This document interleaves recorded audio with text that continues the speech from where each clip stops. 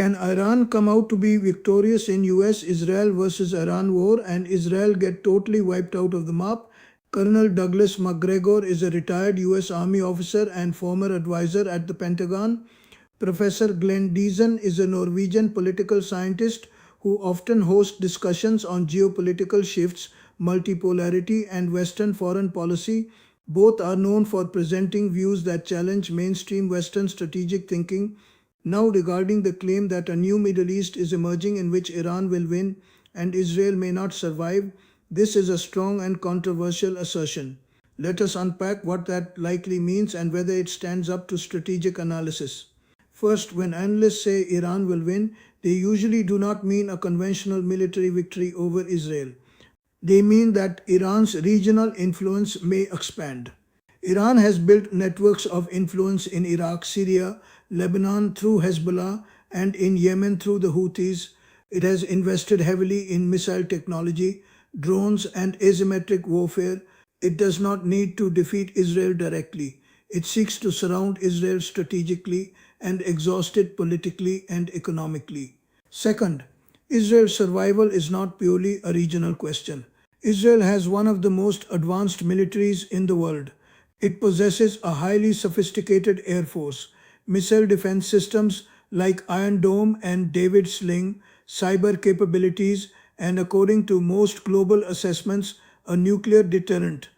Israel also has strong backing from the United States, including military aid, intelligence cooperation, and diplomatic protection in international institutions. For Israel to not survive, several extreme scenarios would have to occur simultaneously. The United States would have to withdraw completely. Regional Arab states such as Saudi Arabia and the UAE would have to align openly with Iran. Internal Israeli political and social collapse would have to occur, and Israel's military deterrence would have to fail. That combination is highly unlikely in the foreseeable future. However, what is more plausible is a shift in regional power balance. The Middle East is indeed changing. Saudi Arabia is recalibrating relations with Iran. China has brokered diplomatic agreements. Russia remains involved in Syria. The United States is less willing to deploy large ground forces. That creates space for regional powers to assert themselves. MacGregor's broader argument likely centers on multipolarity.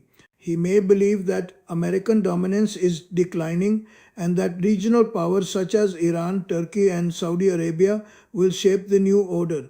In that sense, Iran winning might mean Iran surviving sanctions, maintaining regime stability, expanding influence, and outlasting pressure campaigns.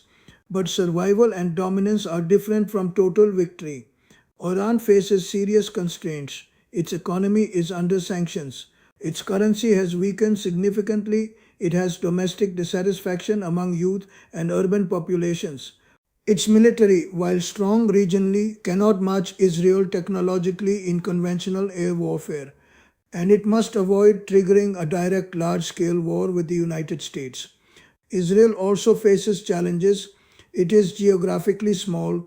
It is surrounded by adversarial groups. It depends heavily on external trade and US support. Internal political polarization has increased in recent years. Prolonged multi-front conflict could strain its society and economy. So, what is the realistic scenario? The most likely future is neither total Iranian victory nor Israeli collapse. It is prolonged strategic competition, proxy conflicts, cyber warfare, missile exchanges, diplomatic realignments, economic pressure, but not existential elimination. The Middle East is moving toward a balance of power system. Iran is gaining influence, yes. Israel remains militarily superior, yes. Gulf states are hedging between Washington, Beijing, and regional rivals.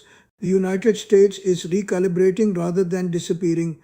When commentators predict collapse or decisive victory, they are often emphasizing structural change rather than immediate destruction.